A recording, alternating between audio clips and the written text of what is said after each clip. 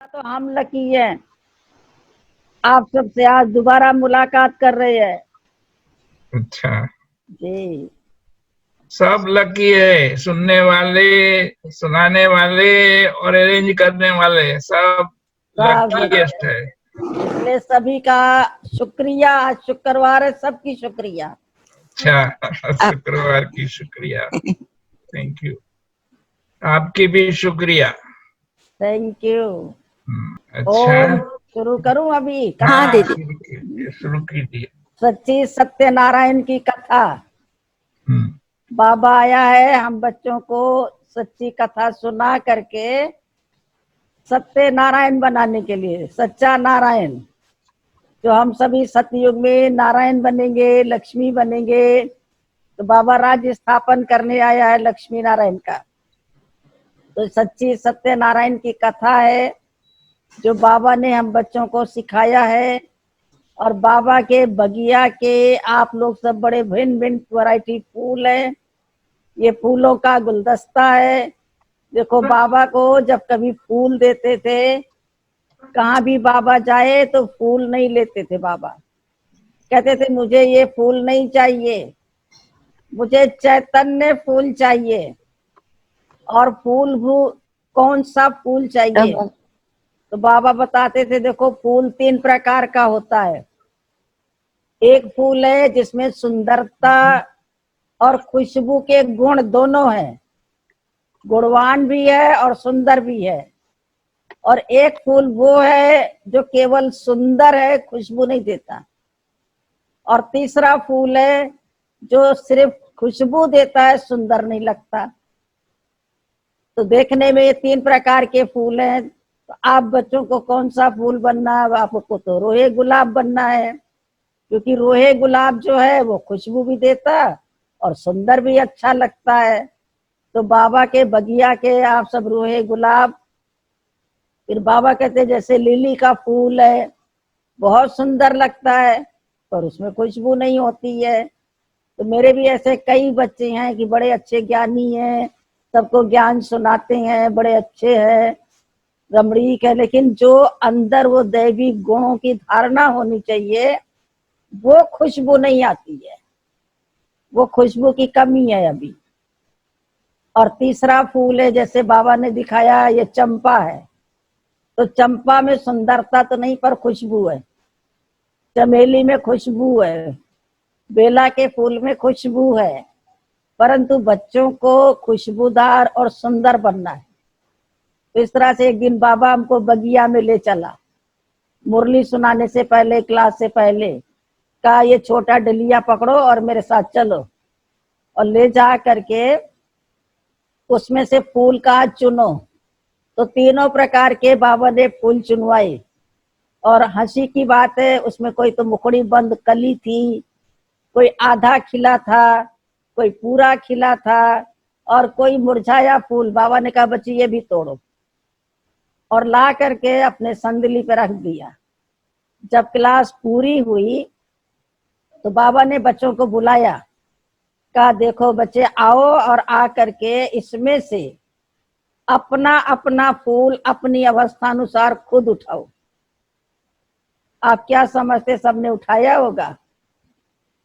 किसके भी हिम्मत नहीं पड़ी कि हम आधा खिला हैं, कि हम फुल खिले हैं, कि हम दोनों प्रकार के गुणवान हैं।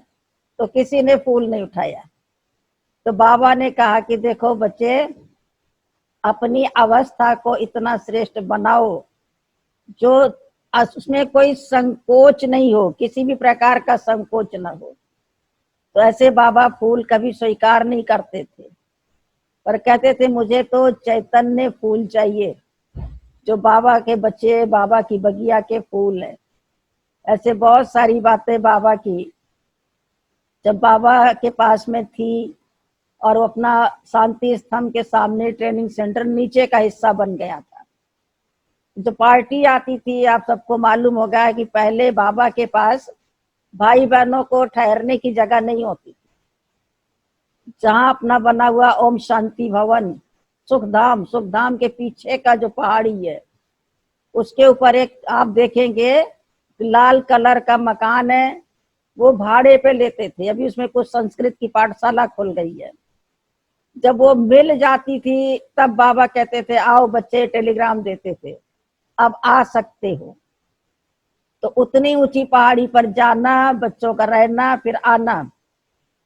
तो इस तरह से बाबा जो है उनको ऊंची पहाड़ी से नीचे ले आते थे। तो बाबा क्लास में जब बच्चे बैठते थे तो बाबा को लगता था कि मेरे बच्चे अभी आ गए हैं, इनकी सेवा करनी। फिर अपना जब ये मकान बना तो थोड़े थोड़े आते थे, 15-20 आते थे, 25 भी आए पार्टी में तो बहुत होता था। मुरली में नीचे लिखना होता था इतनी पार्टी आई है, 25 की पार्टी आई है, अभी तो 25,000 आते हैं। तो बहुत बड़ा ग्रुप होता था 25 की पार्टी, और वो भी सभी सेंटरों का मिला करके, एक सेंटर का नहीं। किसके 2 आए, किसके 4 आए, किसके 5 आए, ऐसे करके आते थे। तो बाबा मेरे को ले चलता था रात्रि को 10 बजे के बाद। जब सो जाते थे सभी, क्योंकि 10 बजे सोने का रिकॉर्ड बजता था कि सो जा राजकुमारी सो जा। ये उस समय में वो रिकॉर्ड बजता था ग्रामोफोन के ऊपर। सभी सो जाते थे। तो जब बाबा क्या करते थे, एक पैन लिया लोहे का, उसमें आग का कोयला लिया और ये अपने चंदन धूप ये सब मिला करके गूगल लबान मिक्स किया और उसको उसके ऊपर डालते थे। तो उसका धूप यानी हवन धुआं करते थे। कहते थे बच्चे सो रहे हैं, उनका रूम शुद्ध होना चाहिए। तो मैं ले करके वो पहन जाती थी और वहां पर सारे के कमरे में पूरा धूप घुमा घुमा के। तो बाबा वहां भी शिक्षा देते थे, क्योंकि खाट नहीं होती थी, सब पट पे सोते थे जमीन में। तो एक दीवार की तरफ एक का सिर होता था, दूसरी दीवार की तरफ दूसरे का सिर, और दोनों का पैर आके बीच में होता था। किसी के पैर के आगे किसका सिर ना होता, ऐसे लाइन से सुलाते थे। और सिर के पास में वो अपनी अटैची पेटी रखते थे। उस समय अटैचियां नहीं होती थी, लोहे के बॉक्स होते थे, तो वो बक्सा ही रख लेते थे। तो सिर के नीचे बक्सा साइड में खड़ा करके दीवार से, और जूता चप्पल बाहर उतार के, और आके पट पे तकिया रख के सो जाते थे। तो ऐसे करके सोते थे। तो बाबा कहते थे चलो बीच में कर आए। तो बाबा दिखाते थे, देखो बच्ची, इसमें बताओ मुझे कि तमोगुणी नींद में कौन सो रहा है, सतोगुणी नींद में कौन सो रहा है, और रजोगुणी नींद में कौन सो रहा है। तो सतो रजो तमो। तो बाबा खुद बताते थे कि देखो बच्ची, ये तो सो रहा तमोगुणी नींद में, जिसका तकिया से सिर नीचे है, पैर कहीं है, हाथ कहीं है। तो बाबा कहते थे ये तमोगुणी नींद में सो रहा है। और जो करीब करीब कोई ठीक सो रहा होता था, लेकिन बिल्कुल सीधा नहीं, सीधा भी सो रहा तो उसके चेहरे से योग युक्त का वाइब्रेशन नहीं आ रहा। तो बाबा के देखो ये बच्चा रजोगुणी नींद में सो रहा है, इसके जो संकल्प विकल्प चल रहे ना वो रजोगुणी है अंदर में। और जो बिल्कुल योगी जैसा भोला चेहरा जैसे छोटे बच्चे का आकर्षित करता है और लगता है कि शुद्ध वाइब्रेशन आ रहा है। तो बाबा कहता है ये बच्चा नींद में भी योग में है, ये सतोगुणी नींद में है, नींद में भी इसकी कमाई हो रही है। इस तरह से बाबा एक एक की पहचान कराता कि कौन नींद में कैसे सो रहा। फिर बाबा मेरे को पैर दिखाता था, देखो इन सबके पैर कितने हैं, कैसे हैं। तो किसी किसी का पांव तो तलवा बहुत गंदा होता था। बाबा कहे देखो बच्ची, कहते चरण कमल, हस्त कमल, मुख कमल, नयन कमल, लेकिन जब चरण ही कमल नहीं है शुरुआत ही, तो बाकी क्या कमल होगा। इसके पांव बहुत गंदे हैं, इसको चरण की महिमा मालूम नहीं है। संत महात्मा घरों में आते हैं, कहेंगे मेरे घर में चरण घुमाओ। गुरुओं के तो पांव भी धुलाई करके पीते हैं संतों के। और ये इतना गंदा जो होने वाले देवता हैं, भविष्य नारायण बनने वाले, उनके पांव तो देखो कितने गंदे हैं। तो पैर अगर गंदा है तो समझो उसके मस्तिष्क भी गंदे हैं। ऐसे फिर बाबा दिखाया कि देखो जिनके चप्पल सीधे हैं उनके संकल्प मन के सीधे हैं, और जिसका आगे पीछे टेढ़ा मेढ़ा चप्पल पड़ा हुआ है, तो वह कहता था ये मानसिकता को दर्शाता है कि इनके मन में इनके संकल्प कैसे हैं। जो सीधा चप्पल भी नहीं है तो कैसे बाबा चाल से चलन से, बाबा तो बाहर जामी, शिव बाबा अंतर जामी, तो इस तरह से बाबा एक एक बात सिखाते थे। और बाबा मर्यादा का भी बहुत ध्यान रखते थे। मुझे अच्छे से याद है जब लखनऊ का आश्रम खुला था तो वहां एक सिंधी भाई निकले थे, दादा राम और सावित्री, जिन्होंने हांगकांग में जाकर के सेवा केंद्र खोला था। तो दादा राम का शांतामणि दादी से कुछ हो गया होगा, छोटा मनमुटाव, जो भी उनको फीलिंग आई होगी, तो बाबा से जब आकर के मिले तो मैं तो बाबा के रूम में रहती थी, दिन भर वो एक ही कमरा था, बाबा के साथ उठना बैठना, बाबा टोली खिलाए, गिट्टी खिलाए, तीनों टाइम भोजन का, ये भी भाग्य मिला। तो बाबा को यज्ञ की सेवा दिया। जब सेवा दिया तो बाबा ने कहा बच्चे इतना कैसे? बोले बाबा मैंने वहां नहीं दिया है, अब मैं आपको डायरेक्ट दिया करूंगा। और नहीं तो देखो और कोई होता तो वो कहता ठीक है आपकी नहीं बन रही है तो यहाँ ही दे दो। बाबा ने कहा नहीं बच्चे बिल्कुल नहीं, वहां जितना तुम शांतामणि को देते थे निकालो पहले अपने हाथ से, जितना यज्ञ का है वही यहाँ देना है, और इस हिस्से को ले जा करके सबसे पहले शांतामणि को देना।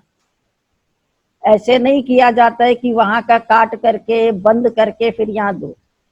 तो बाबा चूंकि मर्यादा पुरुषोत्तम बना रहा है, कायदे में चलाने वाला, नियम पर चलाने वाला, तो बाबा ने उनको ऐसी सीख दे दी का भविष्य में कभी ऐसा काम नहीं करना।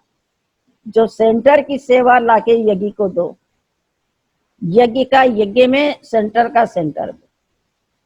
फिर छोटी छोटी बातें सीखने को मिलती थी। एक बार गंगे दादी आई, उस समय में जो पोता मेल होता था कोई ऑडिट नहीं होता था, कोई और नहीं पढ़ता था, एक पन्ना होता था उसमें लिस्ट होता, भंडारी नहीं होती थी सेंटरों में, तो लिस्ट होती किस किस ने कितना दिया, 5 रुपया 10 रुपया 11 रुपया, और लिखने के बाद इतना हुआ। और फिर उसके बाद जो है खर्चा कितना, वो मोटा मोटा सब्जी दाल ये खाने का बिजली का ये होता था, कोई लंबा चौड़ा खर्चा नहीं होता था। और उस जमाने में दवाइयों का तो 1 पाई का खर्चा नहीं होता था। तो वो पोता मेल बाबा को दिखाया और एक पन्ने में भोग का, उसी टाइम पर भोग जो लगता था तो लिस्ट बनती थी, और वो लिस्ट लिख करके पूरा चार्ट पूरे वर्ष का टांग दिया जाता था। तो हर भाई बहन अपने नाम से पढ़ता था कि आज मेरा भोग है। अगर कोई फुल भोग नहीं लगा सकता तो 2 लोग मिलके लगाए तो 2 का नाम होता था। तो जिसका भोग होता था वो अपने आप एक दिन पहले अपना पैसा दे देता था। तो जितना आया पूरा खर्चा मास भर का उतना भोग में खत्म। क्योंकि गंगे दादी ने तो सोचा भाई ईमानदारी से अगर 100 रुपया दिया है तो उसका भोग 100 रुपया जितना बनना चाहिए, उसे ये न लगे कि इसमें से कटौती की है, कम किया है। तो बाबा ने कहा नहीं बच्ची, इसको ईमानदारी नहीं कहते हैं, तुमने तो उसका जो भाग्य है ना वो कम कर दिया। क्यों कम कर दिया? क्योंकि उसने तो भोग लगाया, बाबा ने सूक्ष्म में स्वीकार किया, स्थूल में तो बच्चे खा के चले गए। तो ये तो जैसे कि ये हुआ कि सबका मैं खाता हूं तो मैंने भोग लगाया, सब भाई बहन ने खाया। परंतु ला कहता है कि अगर उसने 100 रुपया दिया तो 10 रुपया पहले निकाल देने का, 10वां हिस्सा। अगर 10 दिया है तो 1 रुपया निकालने का, और वो निकाल के यज्ञ को देना है। क्योंकि जब बीज नहीं बोएंगे तो उसको फिर भविष्य फल कहाँ से मिलेगा। तो ये बाबा ने जैसे सिखाया कि नहीं, उसमें से 10वां हिस्सा निकालने का है और फिर देने का है इधर ला करके, वो बाबा के भंडारी का भोग का यज्ञ में देना है।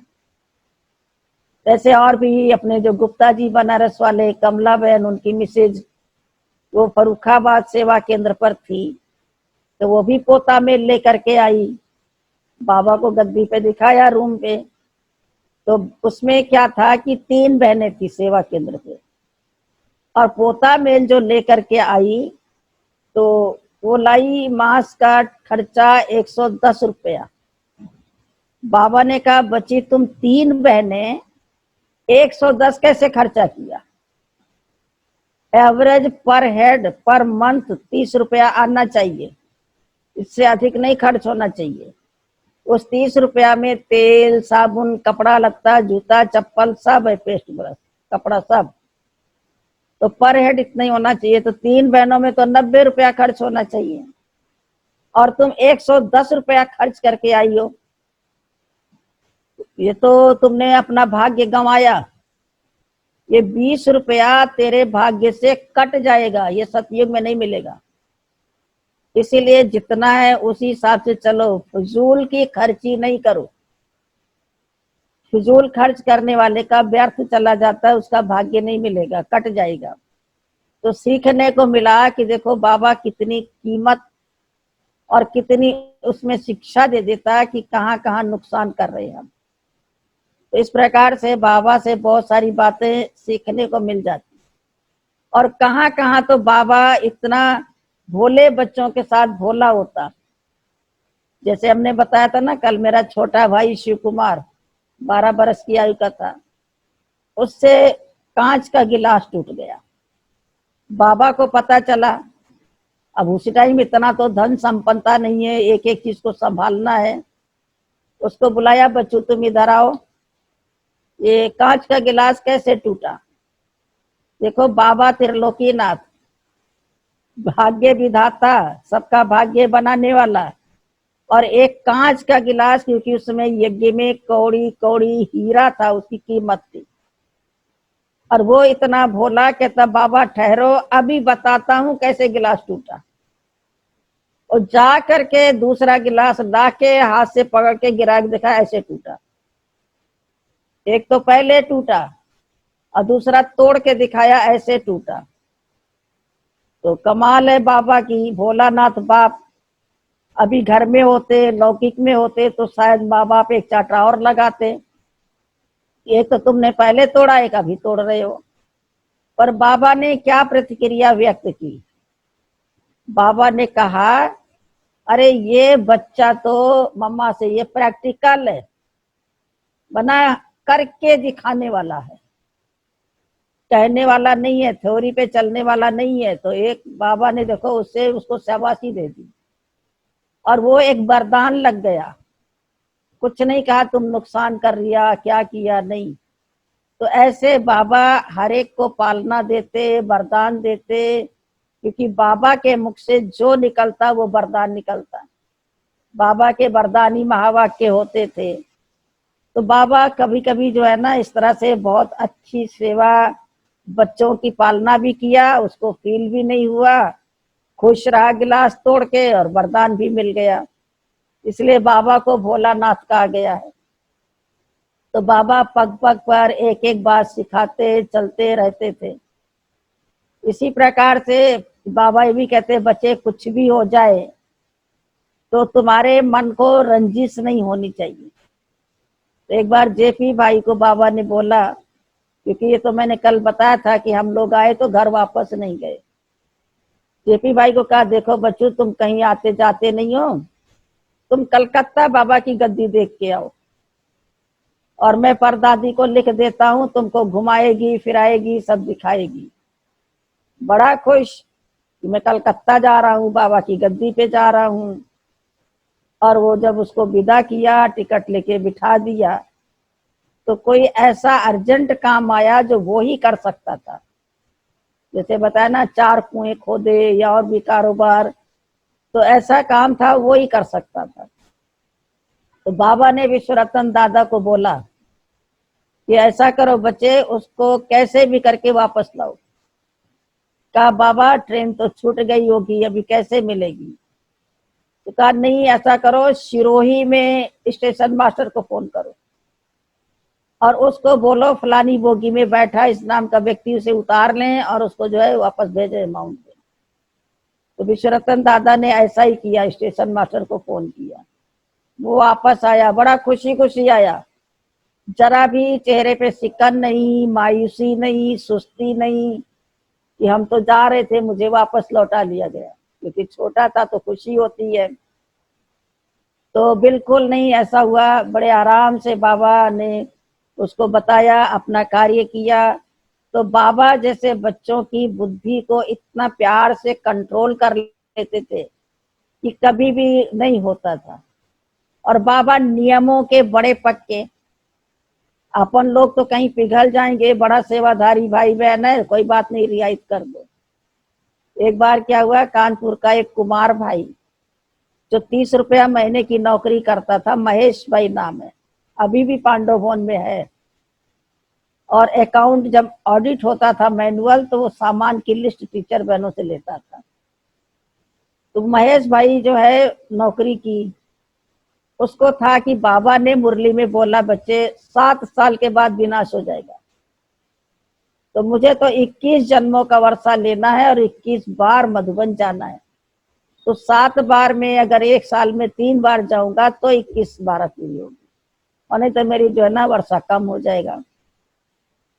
तो इसी प्रकार गंगे दादी उसको लेकर के आई थी मधुबन बाबा के साथ। तो उसने अपने पैसे की बचत जोड़ जोड़ करके और रिजर्व बैंक से 5 रुपए के नोट की एक गड्डी बिल्कुल फ्रेश निकलवाई थी।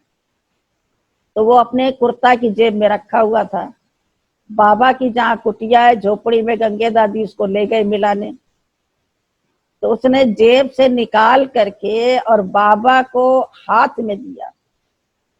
ये यज्ञ की हिस्ट्री के अलावा है कि जब बाबा ने कमेटी बनाई, मम्मा को सब सौंप दिया, फिर बाबा ने मुड़ के नहीं देखा पैसा क्या होता है। आप सबने सुना होगा कि एक बार विश्व किशोर दादा बाबा को तांबे का पैसा ला के दिखाया, छेद वाला।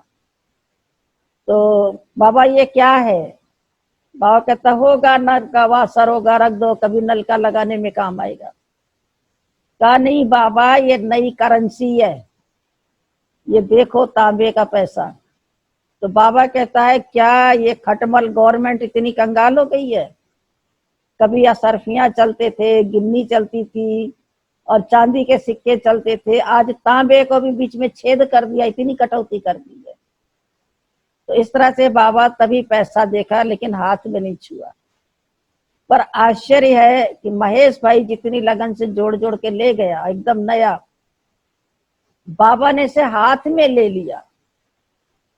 तो बाबा ने जब ले लिया तो बाबा उस नोट को बार बार देखे। उस समय में 500 रुपया पता नहीं 5 करोड़ के बराबर था।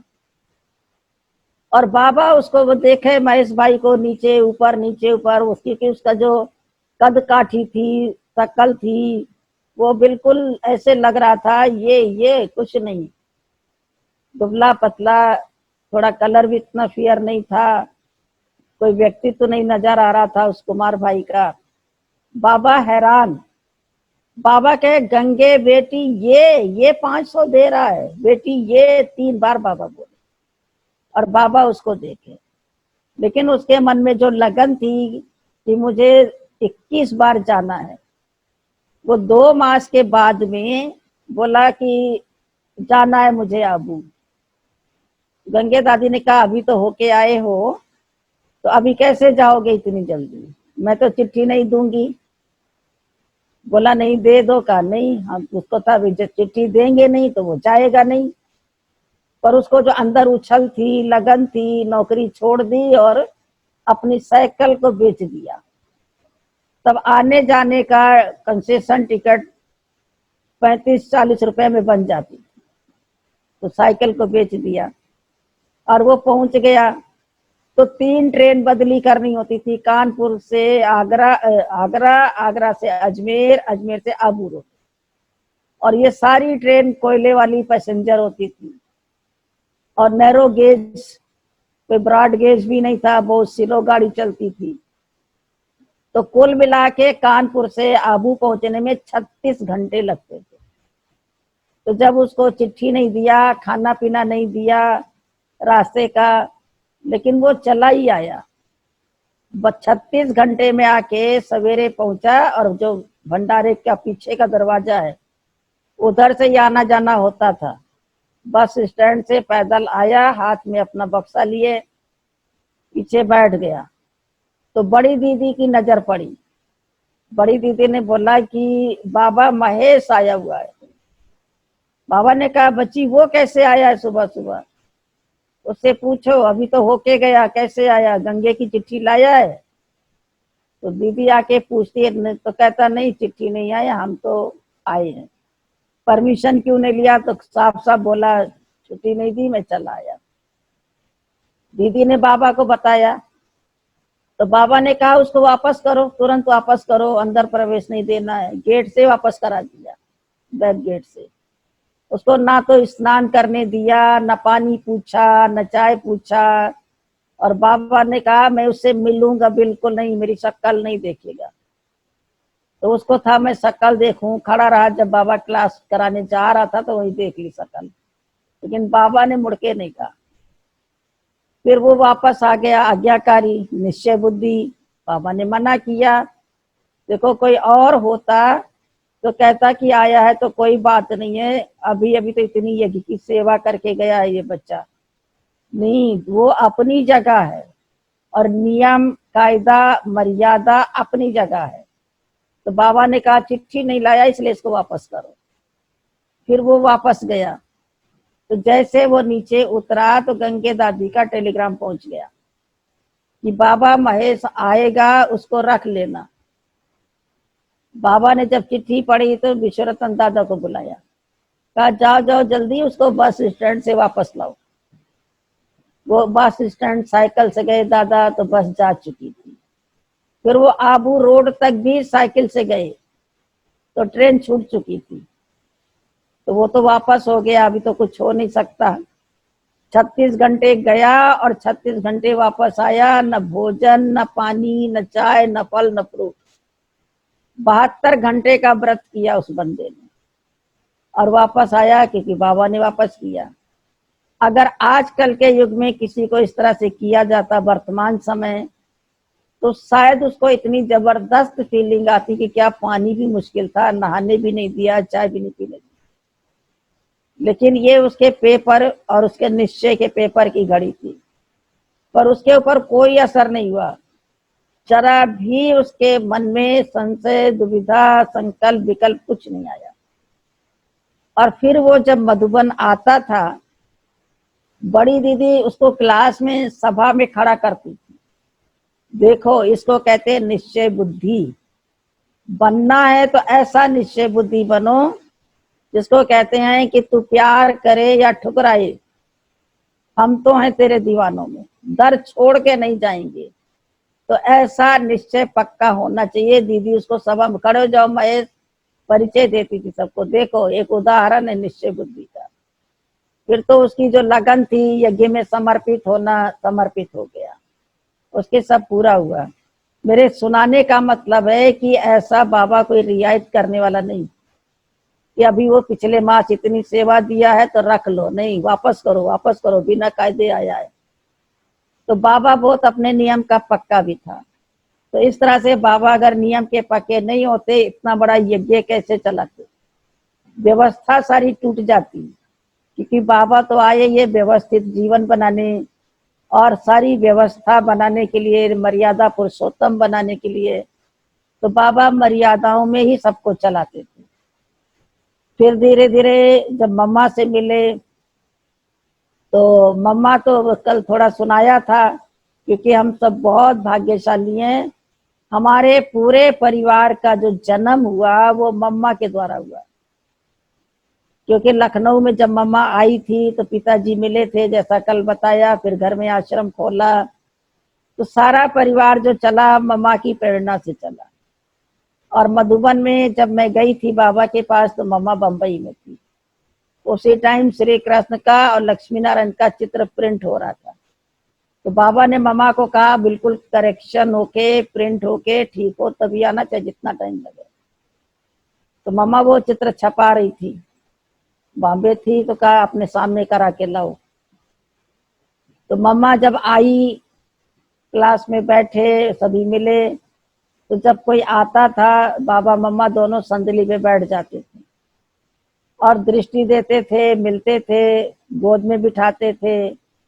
और जब पार्टी जाती थी तब भी मम्मा बाबा दोनों बैठते थे, चाहे 10 लोग हैं 12 लोग हैं, सब आके बैठ जाते थे कि बाबा विदाई लेनी है। फिर उसी टाइम पे एक रिकॉर्ड बजता था कि भगवान तेरे घर का श्रृंगार जा रहा है, तो सबके आंखों से आंसू आते थे।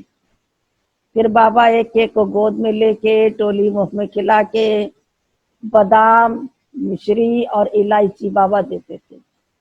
बाबा कहते थे बच्चे देखो, बादाम जितना शक्तिशाली बनना है, मिश्री जैसा मीठा बनना है, स्वभाव से, संस्कार से, वाणी से, कर्म से, संबंध से, तो मिश्री जैसा मीठा बनना है, और इलायची जैसा खुशबूदार बनना है। तो देवताओं के तो अंग अंग से खुशबू आती है, धूप दीप जलाने की जरूरत नहीं। तो मनसा के अंदर इतनी पवित्रता हो, वाचा में और कर्मणा में, तो तुम्हारे भी एक एक अंग से, नैनों से, मुख से, सब जगह से खुशबू आनी चाहिए, पवित्रता की खुशबू, वो वाइब्रेशन जो सबको आकर्षित करे। तो ये 3 चीजें बाबा देते थे, बादाम, इलायची और मिश्री मुख में देते थे, विदा करते थे। तो ऐसे जब मम्मा बॉम्बे से आई तो सब बैठ गए, मधुबन निवासी भाई बहन मम्मा से मिलने।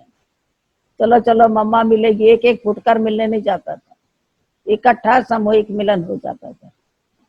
तो जैसा कल बताया कि मम्मा ने फिर मेरे को गोदी में लिया, जब बाबा ने परिचय कराया। तो मम्मा की गोद तो आप समझ सकते हो, माँ के गोद बच्चों के लिए क्या होती, जन्नत होती है, और उसको वो छोड़ना नहीं चाहते, सुख लेना नहीं चाहते। लेकिन फिर धीरे धीरे हम भी मम्मा से मिले, भी मम्मा के साथ साथ चलते फिरते। तो बाबा के रूम की तो मैं सफाई करती थी, सब कुछ करती थी। मैंने कहा मम्मा मैं आपके रूम की भी करूंगी। तो मम्मा ने कहा नहीं नहीं, बाबा का करती हो, बाबा का करो, और तुम दोनों कैसे कर पाओगी, एक टाइम पर दोनों का काम नहीं हो पाएगा। पर मुझे खुशी हो रही थी कि जितना प्यार बाबा कमरे में दे रहा, मैं मम्मा का भी सारा करूंगी, कोई और ना करे। तो इस तरह से मम्मा ने कहा नहीं, इस समय पर नहीं पहुंच पाएंगी तुम। चलते रहे, फिर मम्मा ने हर बात सिखाया। जैसे हमारा एक कपड़ा पड़ा हुआ था, बताया, तो मम्मा ने कहा नहीं, तेरा मेरा क्या होता है, ये तो यज्ञ का नुकसान है।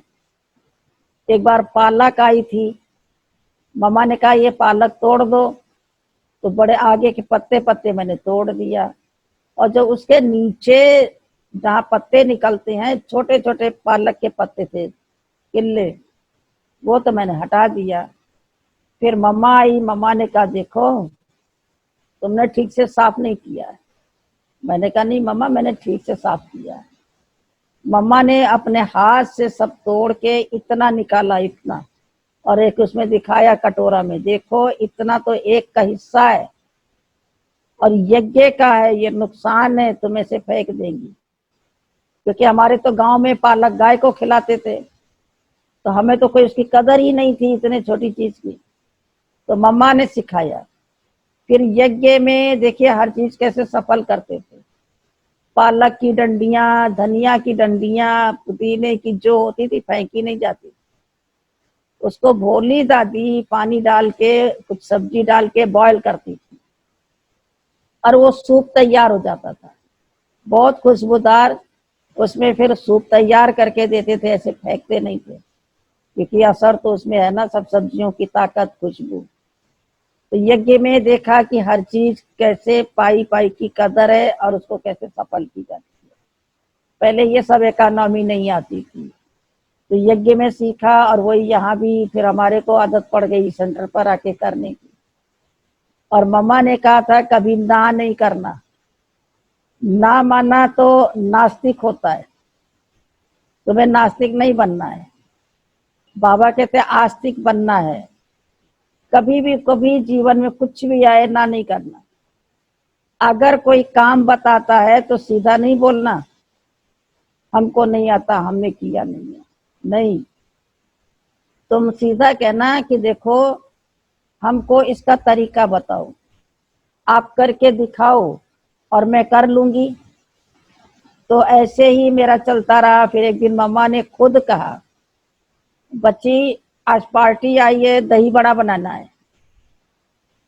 मैंने मम्मा को भी ना नहीं बोला, मैंने मम्मा को भी ये भी नहीं कहा कि सिखाओ तो करें, इतना तो देखा हुआ था। फिर दाल को भिगोना, छिलका धो के उतार के सिलबट्टे पे रगड़ के पीसना।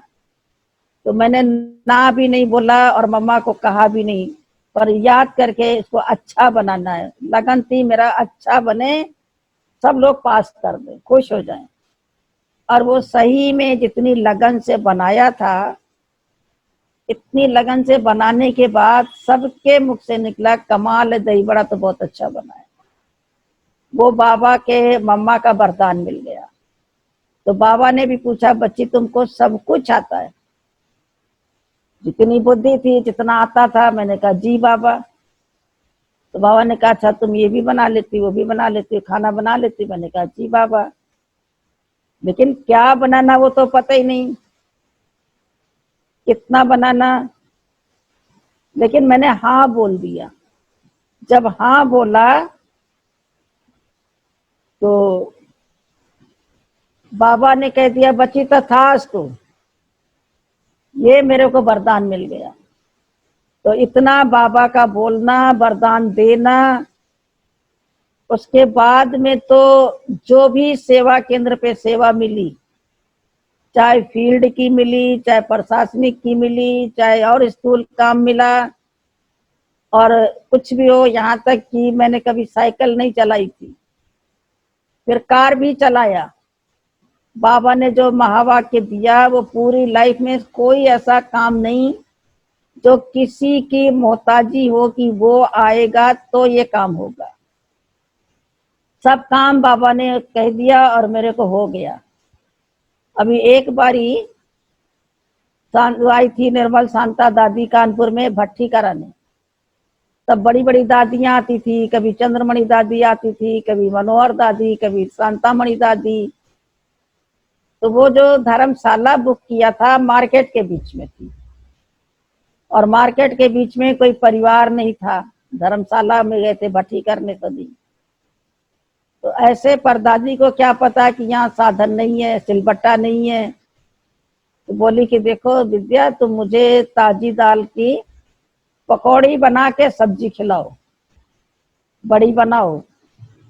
अभी दादी ने तो बोल दिया, लेकिन मैंने ना तो बोला नहीं कि दादी यहाँ तो सिलबट्टा भी नहीं, दाल पीसेंगे कैसे। सभी लोग कहने लगे तुम कैसे करोगी, कैसे करोगी। मैंने कहा नहीं, मम्मा ने कहा ना नहीं करना, मैं बना के दिखाऊंगी। तो जब ऐसा ठान लो तो बाबा बुद्धि भी देता है। आप सोच सकते हैं बिना सिलबट्टा के मैंने दाल कैसे पीसा होगा, कोई चलाए बुद्धि। तो जो ये रोटी बेलने का चकला होता है ना, उस पे जरा जरा एक एक चम्मच रख के और बेलन से रगड़ रगड़ के मैंने दाल पीस ली, और पीस करके ताजी पकौड़ी बना के सब्जी बना दी। जब पर दादी को पता चला कि इसने दाल पीसा कैसे, तो दादी मेरे को बुला के इतना प्यार किया, इतना प्यार किया। मम्मा ने अपनी परदादी जिनको कहते थे, निर्मल शांता दादी को, कहती सदोरी, अरे तू तो बड़ी सदोरी है, तू ना कर देना था, तूने इतनी मेहनत क्यों किया। मैंने कहा दादी मैं कैसे ना बोलती, आप बड़े कहें और मैं ना करके टाल दूं, ये तो हो नहीं सकता। तो ऐसे मेरा एक उदाहरण है कि कभी कोई भी बात आई वो मैंने पूरा किया, कभी किसको ना नहीं बोला, कैसे भी करके किया और कहाँ से भी किया, कभी किसको ना नहीं बोला। आज तक भी मैं किसको नहीं बोलती, पूरा कर देती हूँ।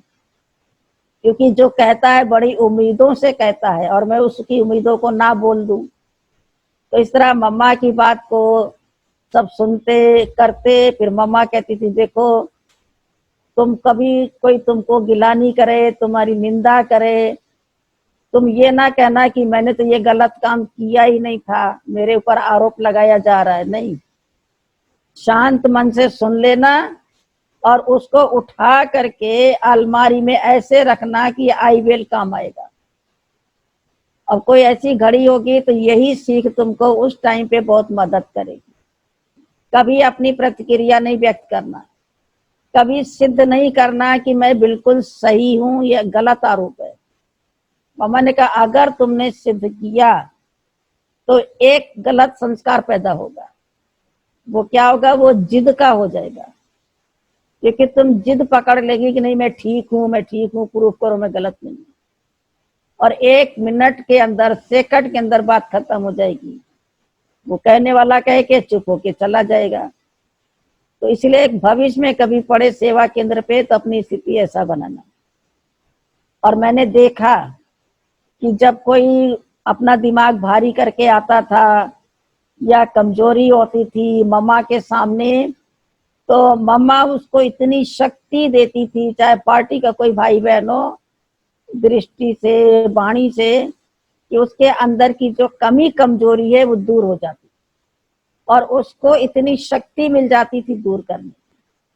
तो फटाफट वो अपनी धारणा बना लेता था और संकल्प करता था।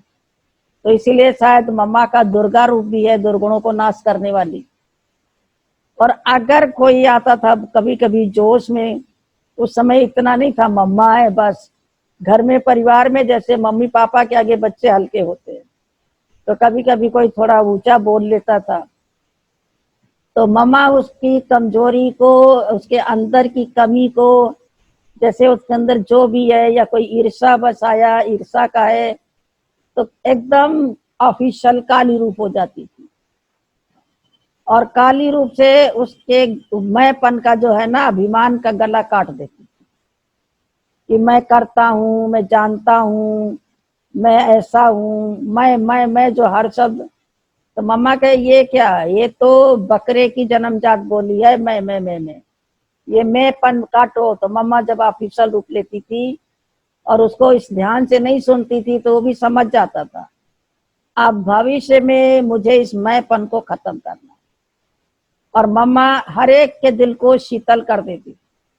अगर कोई बहन, उस समय तो सब छोटी छोटी टीचर बहनें थी, इतना मैच्योर नहीं थी, तो जो निकली नई पीढ़ी, और कोई किसी कारण से मन भारी है और उस सेंटर पे उसका एडजस्टमेंट नहीं हो रहा है, और वो आती थी यज्ञ में मम्मा के पास, सारी बात दिल की मम्मा उससे पूछती थी, दिल लेती थी, प्यार से उसके आंसू पोंछती थी। लेकिन मम्मा ने कभी ये नहीं किसी को ओपन किया कि ये डिस्टर्ब है, और कहती थी नहीं तुम डिस्टर्ब नहीं हो, नहीं तो तुमको देख के लोगों के संकल्प चलेंगे। मम्मा हल्का कर देती थी और कभी वायुमंडल में आने नहीं दिया किसी को कहा, क्योंकि अगर मैं बता दूं तो हर कोई इसको उसी नजर से देखेगा, हर व्यक्ति उसी नजर से देखेगा, गुण नहीं देखेगा, कमी देखेगा। लेकिन उस बहन को सदा मधुबन में तो रहना नहीं है, सेवा पर जाना है। तो मम्मा जब सेवा पर भेजती थी तो एक सेंटर से दूसरे पे ट्रांसफर होना, और हैंड्स की जरूरत सबको है, तो मम्मा बहन को कैसे चलना वो समझा देती थी अलग से।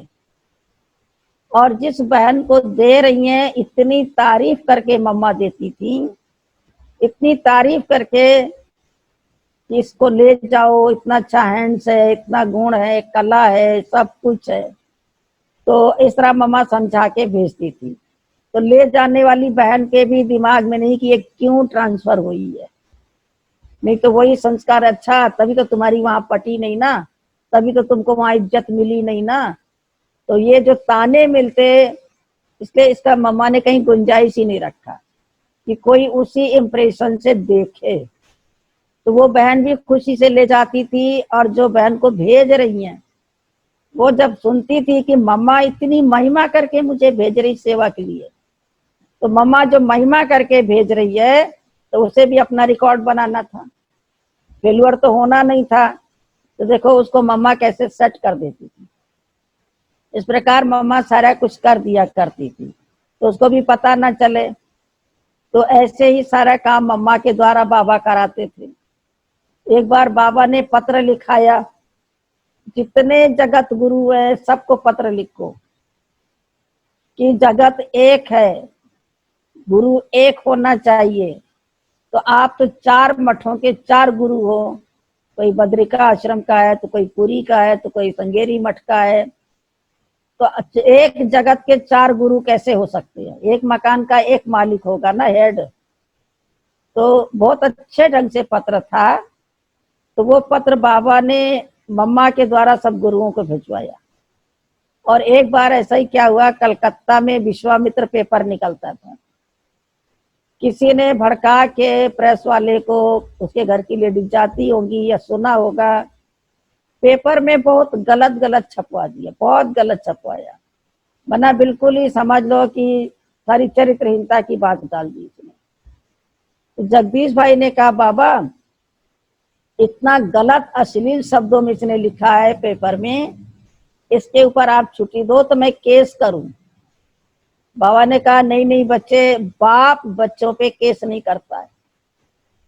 तब बाबा, फिर तो लोग यही समझेंगे ये संस्था गलत है, गलत काम करती है बहनों को रख करके, तभी तो सब शांत बैठे हैं, कोई एक्शन नहीं ले रहे हैं, कुछ नहीं कर रहे हैं।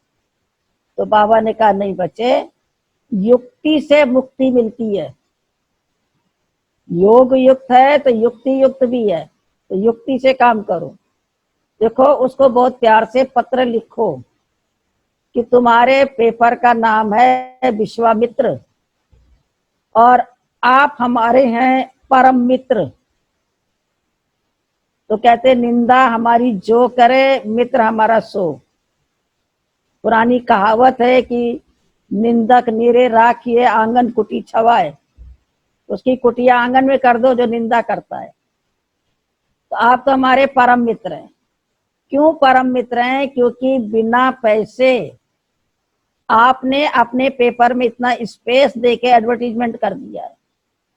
अब दुनिया जब पढ़ेगी, लोग पढ़ेंगे, तो वो भले कैसे भी आए, ऑफिसर्स भी आएंगे, पुलिस वाले भी आएंगे, सीआईडी वाले भी आएंगे, आम पब्लिक भी देखने आएगी ऐसा क्या इंस्टीट्यूशन खुला काम कर रही है। तो जब वो आएंगे तो अपने आप उनको असलियत का पता चलेगा। तो बाबा कहे, देखो फ्री में बच्चे ने सेवा की है ना, उल्टी प्रोपेगेंडा की तो क्या है, उसको लोग और ध्यान से देखते हैं, सही लिखो तो नहीं देखते हैं। उसको जो ये पत्र लिखा कि आपने तो हमारी एडवर्टीजमेंट की, आप हमारे तो परम मित्र हैं, वो इतना शर्मसार हो गया, पानी पानी हो गया, जो उसने माफी मांगी कि मुझे माफ कर दो। फिर उसी ने ही बिना कहे बिल्कुल काट किया कि मुझे तो पता नहीं था, मुझे माफ करो, ये संस्था इतनी अच्छी है, इस तरह से प्रतिक्रिया व्यक्त की है, ये तो कोई महान ही कर सकता है, कोई छोटा मोटा ऐसे नहीं कह सकता है।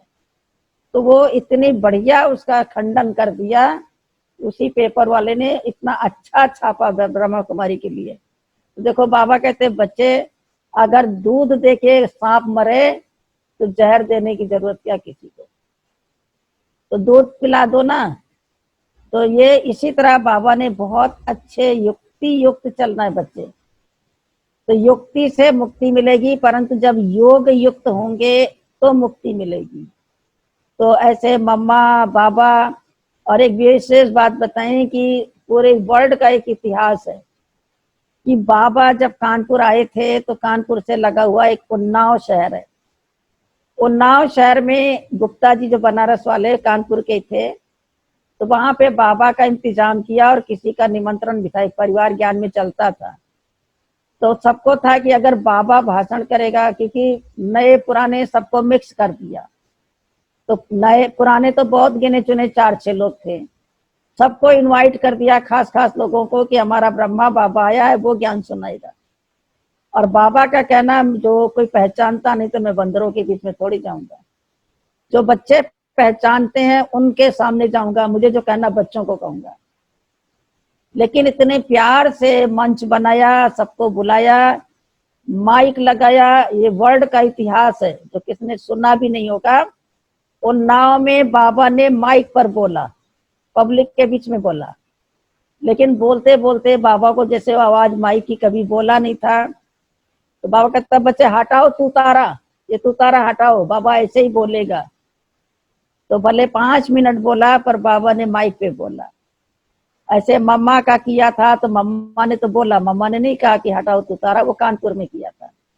तो बाबा ने, मम्मा ने, बाबा कहता बच्चे ये यूनिवर्सिटी की पढ़ाई है, ईश्वरी विश्वविद्यालय की पढ़ाई माइक पे नहीं होती है, ये तो डायरेक्ट शिव बाबा जो है ना अपने बच्चों को पढ़ा रहा, बच्चों को माइक से थोड़ी पढ़ाना होता है।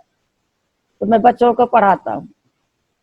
तो इस तरह से कहने का मतलब कि यूपी की धरनी भी लकी है। फिर साथ साथ एक दिन बाबा ने कहा बच्चे देखो इसको कैसे बाबा पढ़ाते थे, वो सीन देखने लायक था। बाबा के सामने 15 लोग हैं, 20 लोग हैं, पार्टी आई तो 30-35 हो गए। अभी लगता है कि हमारी बड़ी क्लास हो। हमारे आबू में भी किसी को बोलो तुम्हें ये वाली क्लास करानी है तो कहेंगे इसमें तो पब्लिक कम होती है, हॉल खाली होता है। हमको तो वो टाइम रोज एकदम हॉल फुल भरा हुआ हो, तो हर कोई इस लाइन से कतराता है कि नहीं नहीं इस समय तो सबको नींद आती है, किसी इंटरेस्ट नहीं लेते हैं, दोपहर वाली क्लास में सब कम होते हैं। लेकिन बाबा की विशेषता देखो, जो ज्ञान का सागर है, जो भाग्य विधाता है, त्रिलोकीनाथ है, तो ब्रह्मा भी कम नहीं, शिव बाबा भी कम नहीं। सारी सृष्टि का आदि पिता, आदि मानव ब्रह्मा बाबा। हर कोई धर्म वाला मानता है, चाहे उसको ब्रह्मा के रूप में माने, चाहे आदम के रूप में माने, चाहे एडम के रूप में माने, मानते सब उस एक को है। जो सारे विश्व का प्रथम मानो, फर्स्ट देवता श्री कृष्ण। और जब वो शिव बाबा जिस तन में आया है, जब वो मुरली चला रहा तो गिनी चुनी संख्या है, लेकिन बाबा की मुरलियों से आपको लगेगा कि जो ज्ञान सागर बाबा, उसकी लहरें उछलती थी। कभी कभी तो सेवा की इतनी लहर उछलती थी जैसे कोई बड़ी बड़ी लहरें आ रही है। बच्चे यहाँ सेवा करो, मंदिरों में करो, शमशान में करो, घाटों पे जाओ, यहाँ तुम्हें भगवान के भक्त मिलेंगे, उनको सुनाओ। फिर जब बाबा ने विदेश की संकल्प किया, बैठा बाबा आबू में है, मुरली चला रहा, विदेशों में बाबा ऐसे होगा ऐसे होगा, बच्चे जाएंगे, राजयोग सिखाएंगे। वह सन्यासी तो ठग गए, वो तो राजयोग के नाम पे सिखाते हैं, उनका तो हाथ ही हो गए। तो ऐसे ऐसे बाबा जैसे कि अभी पहले ही कल्पना करके, कल्पना नहीं लेकिन बाबा के नजरों में सारी सृष्टि दिखाई देती। जैसे कहते ना कि श्री कृष्ण के मुख में पूरा ब्रह्मांड दिखाई दिया, तो बाबा को भी पूरा ब्रह्मांड दिखाई देता था। साकार सृष्टि का हर कोने कोने का बच्चा दिखता था। इसलिए बाबा बहुत प्रेम से मुरली सुनाते थे और सब के ऊपर बाबा की नजर। इसलिए अभी भी बाबा कहते हैं जो पीछे हॉल में बैठे अव्यक्त बाबा, वो तो मेरे बहुत नजदीक बैठे हैं, वो मेरे सामने बैठे हैं, पीछे वाले पीछे नहीं है, बाबा के दिल में है, दिल तक तस्लीम है, बाबा के नयनों में समाये हुए। तो बाबा का देखने था कि कोई छोटी सभा नहीं, पूरे विश्व को सामने रख के बाबा बोलता था। और ये बाबा का जो संकल्प था, सबको बीज बोया सृष्टि के अंदर संकल्पों का। देखो सारे विश्व की सेवा, बाबा के बच्चे, बाबा तो विश्व कल्याणकारी है, कोई छोटा भारत का कल्याणकारी नहीं है। तो ऐसे ऐसे सेवाएं होगी, ऐसे निमंत्रण मिलेगा। फिर बाबा कहता था बच्चे इतने मकान मिलेंगे, इतने मकान मिलेंगे, तुम कहेंगे हमें जरूरत नहीं है। तो ऐसे लगता था मुझे भी कि आज तो कोई 3 पैर पृथ्वी नहीं देता, और बाबा बोलते बड़े बड़े मकान मिलेंगे। तो सबसे बड़ा जो भृगु ऋषि है, सबसे बड़ा त्रिलोकीनाथ है, जानी जाननहार है, त्रिकालदर्शी है, उसको सब ड्रामा का पता है कि कब किस समय होगा, कौन कौन सी परिस्थितियां भी आएंगी, जो पेपर आएंगे पास करना। तो बाबा इसी प्रकार से, उस समय तो इतनी बुद्धि नहीं थी, सुनते थे, देखते थे, लेकिन धीरे धीरे वो आया कि जो ये बाबा बोलते वो इसलिए, बाबा ने इसलिए बोला। पर लकी रहे, सौभाग्यशाली रहे कि कम से कम हमने इन आंखों से इस दैवी परिवार को भरा पूरा परिवार देखा। कोई दादियां कम नहीं थी, सब एक से एक इस यज्ञ में थे, जिनको मैंने सबको देख लिया। अभी तो हमारी दादियां गिनी चुनी है, 4 दादियां गिनी चुनी दादियां हैं, लेकिन वो भी समय था जब हर दादी से पालना ली, करीब करीब और हर एक मैंने मिला, हर एक को जी भर के देखा। तो कल्प कल्प की ड्रामा में नूंद, और आज आप सबसे मिल रहे हैं, सारे बड़ौदा निवासी भाई बहनों से, जो आपसे जुड़े हुए हैं, ये भी मेरी ड्रामा में कल्प कल्प की नूंद है। और बड़ौदा को तो कहना ही क्या, जहां महाराजा ने सेंटर के उद्घाटन किया था, शुरू में जब खुला तो कहे महाराजा आएंगे तो पब्लिक आएगी, नामाचार होगा। तो देखो बड़ौदा की तो क्या महिमा करें, हम इतनी महिमा है। तो आप सभी भी कम लकी नहीं है, और आप सभी इतना प्रयास करके जन जन का कल्याण करने के लिए सबको बाबा की सकाश मिले, अनुभव सुन के अनुभवी बने।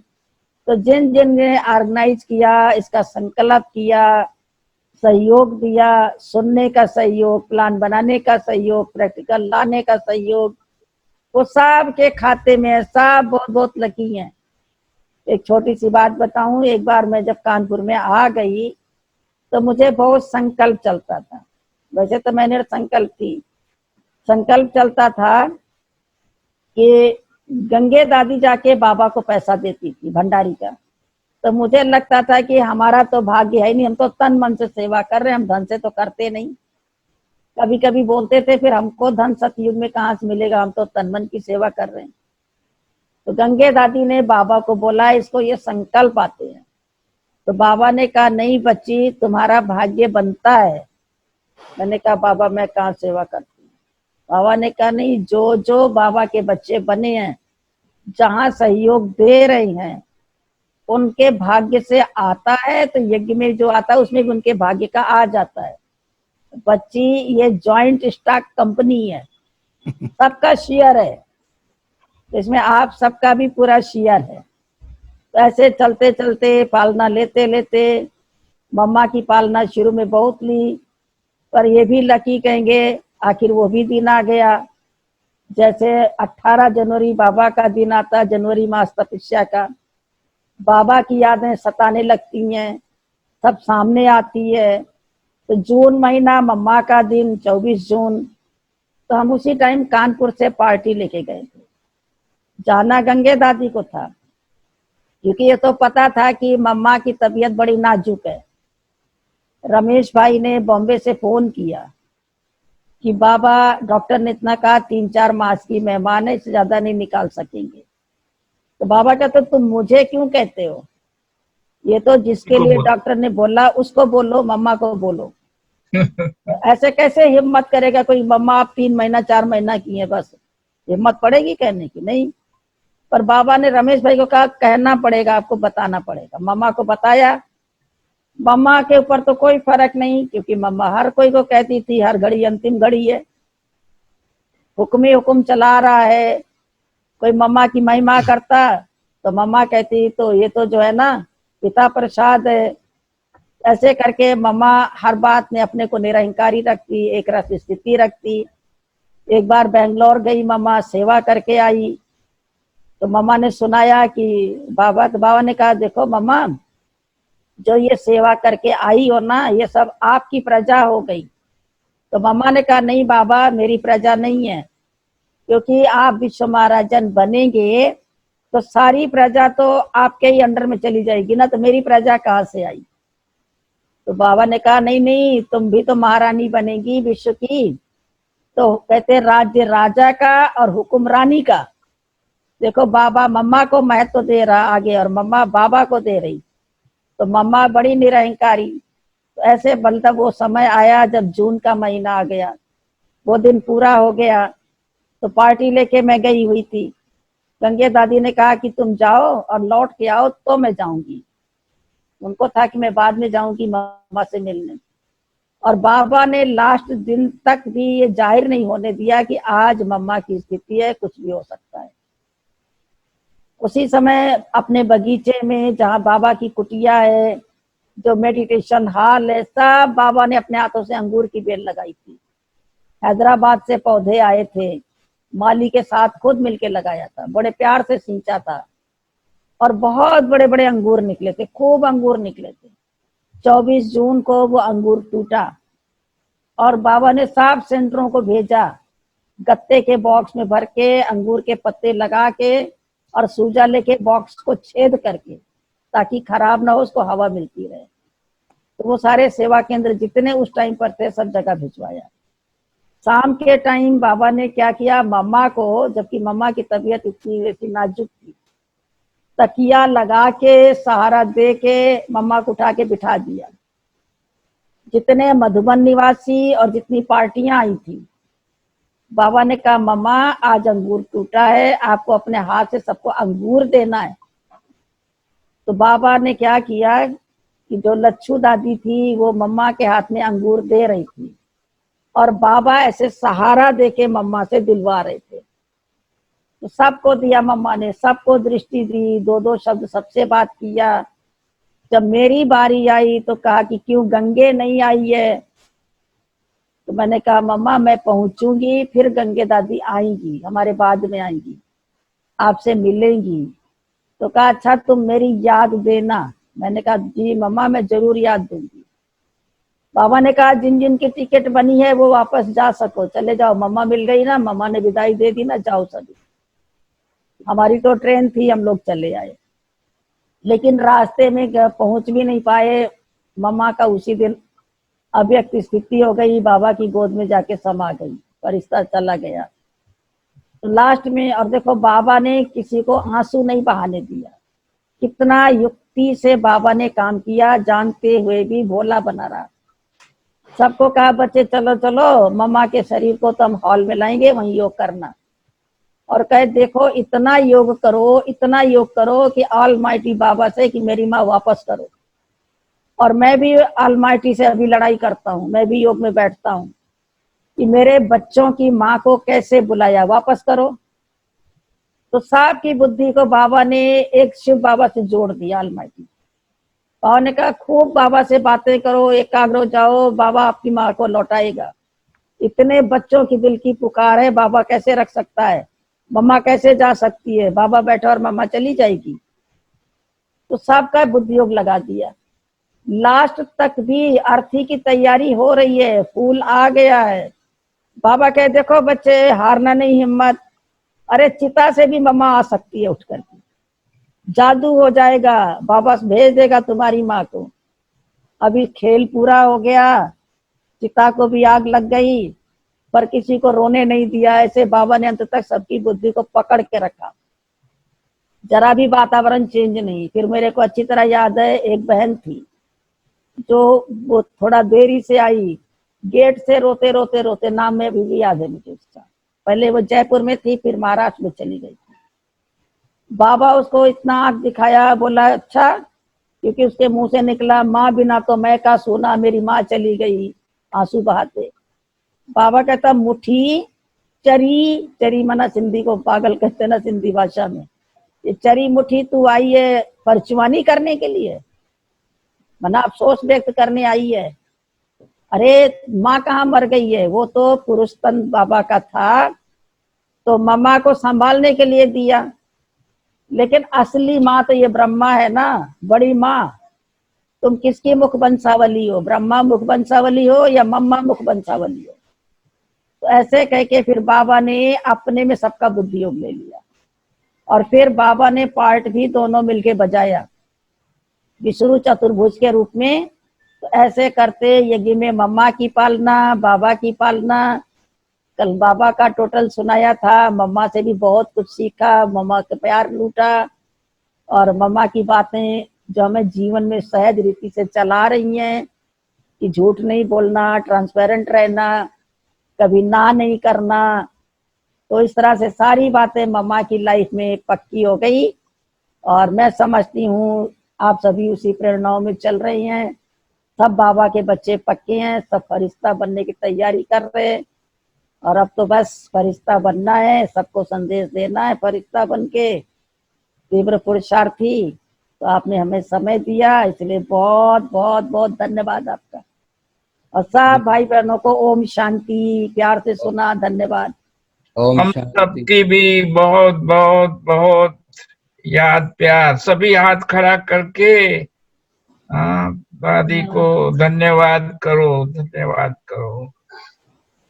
दीदी पिछले 2 दिनों से कारेली बाग के चैतन्य फूलों में आप रूहानियत का रंग भर रहे हैं और हड्डी सेवा की सुगंध भर रहे हैं और उमंग उत्साह के पंख लगा रहे हैं।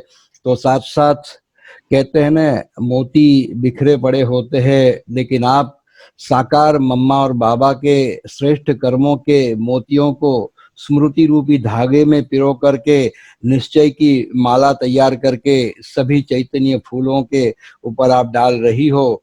तो ये 2 दिन बहुत ही विशेष हम सबके लिए रहे और हम आगे कल भी आप सुनाए ये उम्मीद आपसे करते हैं और इसी तरह से हम प्राप्तियां आपसे करते रहे। तो कल भी आपका सुबह 7 बजे हम सभी भाई बहनों को आपका इंतजार रहेगा, कब सुबह के 7 बजे और कब हम आपसे मिले और आपके मुख से मधु जैसी मीठी मीठी इन बातों को सुने।